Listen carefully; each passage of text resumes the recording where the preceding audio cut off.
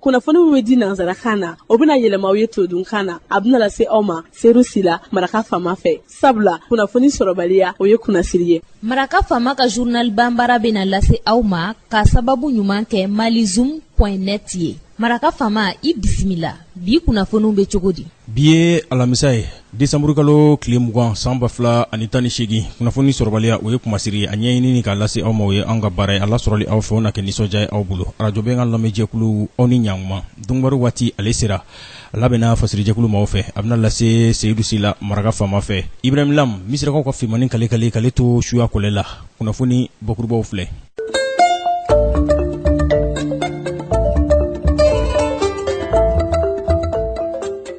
jamanaden kana bilale maa 6 banyango ni ankolo ma civiliw muso 4 o b'u cɛla olu bɔnɛna o ni na kunungo a kɛra Mopti mara la. arabu jamana min bɛ n'an ko ma Émirats Arabes Unis Abu Dhabi a bɛ yen kofɔ o y'ale faba ye sɔrɔbolo sira fɛ a ye bisimilali kɛ tarata donya tɛmɛlen a tun bɛ sɔrɔbolo ɲɔgɔnnajɛrɛ kofɔ n'u ko ma forum économique o larabu jamana in ani Mali ni ɲɔgɔn cɛ lahalayaw a b'o yakubayali kofɔ. kɛnɛya o ye jamanadenw ka hakɛ la belebele dɔ ye bɛɛ lajɛlen n'o ka kan o kosɔn donbaro ɲininaw olu tɛ kɛrɛnkɛrɛnnen ye o ko la u fana ni a ka kan o kosɔn sa tile kelen kunnafoni di kɛra ka ɲɛsin u ma lakana siraw olu tamali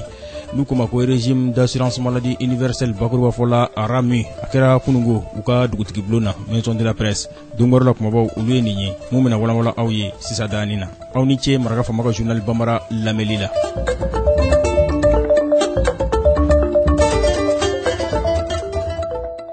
an bɔra k'o de fɔ sisan jamanaden kana bilalen maa 6 n'o ye civiliw ye muso 4 olu b'u cɛla olu bɔnɛna u ni na kunungo a kɛra Mopti mara la a kɛra waati min na u ka bolimafɛn ale yɛlɛnna mugukuru kan mun don bɛ dugu jukɔrɔ nin kunnafoni ninnu sɛbɛntiyara nagakɔrɔ marakɛlaw kan n'o y'u ka eli locaux ye nin kɛra sira min kan a jirala k'a fɔ sanga ni waati mugu purontaw mugujusila jatigɛwale kɛbaw b'olu don dugu jukɔrɔ fɛn min ka dɔn k'a fɔ an ka wolomasiri taabaw olu bɛ se ka yɛlɛ o kan cogo min na nka o de hukumu kɔnɔna na sa n'o bɛnna ni jamanaden kana bilalenw ka bolifɛnw tɛmɛtɔ ye olu fana bɛ se ka kɛ a kɔlɔlɔ o sɔrɔbaa ye.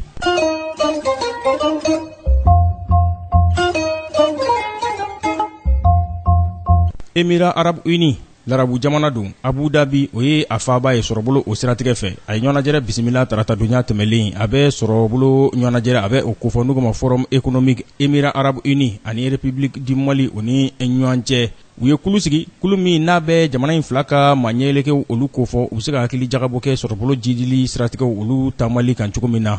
Émirats Arabes Unis ani Mali o ni ɲɔgɔn cɛ. ɲɔgɔnnajɛrɛ in yɛrɛ a laɲiniba ye o de ye fɛn min ye sɔrɔbolo jidili sira ani tɔrɔmɔɲɔgɔn bɛ se ka labɔ cogo min na k'u kɛ ka baara kuraw k'olu waleya teriya u ka sinsin hali bi ni larabu jamana in ni Mali ni ɲɔgɔn cɛ i n'a fɔ a laɲini kɛra cogo min na waati furancɛ tɛmɛlenw na jamana ɲɛma Ibrahim Boubacar Keita ani Prince héritier Mohamed Ben Zayed Al Nahyan olu ni ɲɔgɔn cɛ.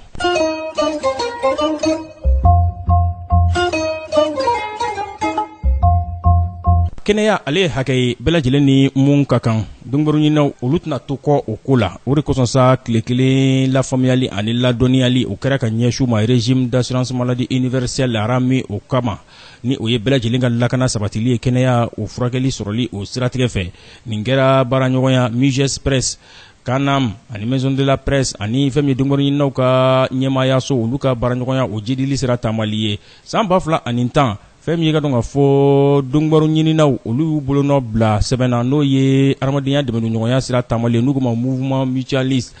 o hukumu kɔnɔna na sa hakili jagabɔw ni ɲɔgɔn faamuw nana kɛ yaasa donbaro ɲininaw fana bɛ se ka lakana cogo min na dɛmɛ siraw bɛ ta ka ɲɛsiw ma cogo min na o baara jidili kɛra union technique de la mutualité maaw fɛ o de kosɔn nin kɛnɛ kan kunungo Muges Presse a ɲɛma Ali Jara a ko nin kɔni nin ye kɛnɛ de ye kɛnɛ min n'an kan ka hakili jagabɔ kɛ k'a jira k'a fɔ régime d'assurance maladie universelle lakanda sira de don n'u ka ma bakuruba fɔla RAMU wa a kɛra ka mɛriw don kɛrɛnkɛrɛnnen na ni o bɛ adamadenya hakɛw makarani ko fɔ kɛnɛya o sɔrɔli siratigɛ fɛ diɲɛ bondakun kan n'o bɛ bɛn décembre kalo tile 12 ma. Mohamed Bassirou Traoré n'ale directeur national de protection sociale ani économie solidaire o tɔgɔ la ale ko maa minnu ye nin ŋaniya siri foli ni tanuni ka taga ɲɛsiw ma k'a sababu kɛ nin ye lakanda fɛɛrɛ de ye ka ɲɛsi donbaro ɲini baarakɛbaw ma.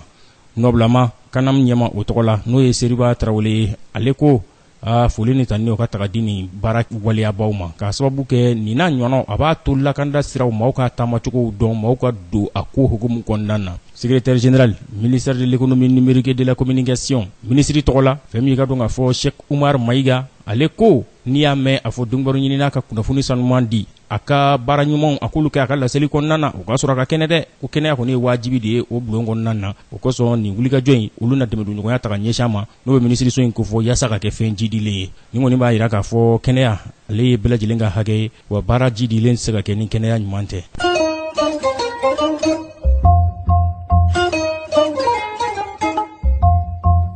Ministri ɲɛmaa kɔrɔ n'ale ye kɛra Ngwara Daba ye Sudan jamana o kɔnɔna na Sadek Al-Mahdi kunungo a seginna ka taa Sudan jamana o kɔnɔna na san kelen kɛrɛfɛ meriw o tɛmɛlen kɔfɛ jamana wɛrɛ kɔnɔna na nin kunnafoni ninnu dira dɔnnibaaru ɲininaw fɛ minnu tun bɛ kɛnɛ kan ni a kɛra olu ɲɛna.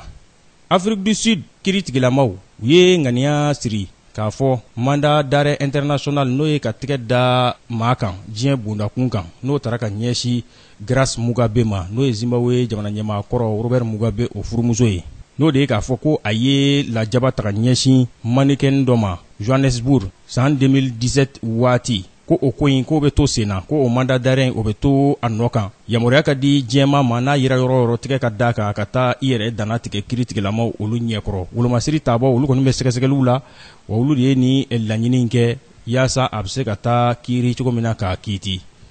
Bita an b'a kuncɛ ni farikolo ɲɛnajɛ ye radio Benkan journaliste Donso Adama Maïga ale bɛna daɲa kelen ale bɛna o ɲɛfɔ an ye farikolo ɲɛnajɛ o lahalayaw kan. Adama bi farikolo ɲɛnajɛ daɲa kelen kibaruya ye jumɛn ye? Ayiwa Seydou Sila bi kunnafoni kɔni y'a fɔ cogoya min na a ma ca farikolo ɲɛnajɛ hukumu kɔnɔna na dakuruɲɛ kelen an bɛ se ka min kɔni fɔ Ligue africaine des champions hukumu kɔnɔna na an ka cɛ bɔ n'o Stade Malien de Bamako ye bi wulada in na u kɔni ye pankuru ta k'u kunda Abidjan kan u ni maa min kan ka ɲɔgɔn sɔrɔ o de ASEC d'Abidjan ye 16e de finale retour Ligue africaine des champions o hukumu kɔnɔna na kama hakili k'a fɔ fɛn min t'a la stade kɔni bɔgɔra a ka so Bamakɔ yan 1-0 donc fɛn min jɛmanw n'an b'u wele o cogoya min na Stade Malien donc olu kɔni bɛ taama kɛ ka essayer ka taa fɛn min qualification k'o ta Abidjan stade Houphouët-Boigny ale kɔnɔna na dolanci kɔni bɛ kɛ Karnata Lazara waati n'an kɔ ma ko 16h donc an bɛ dugawu de kɛ sa fɛn min garisɛgɛ ɲuman ala ka o di an ka cɛbɔ ma n'o Stade Malien de Bamako ye.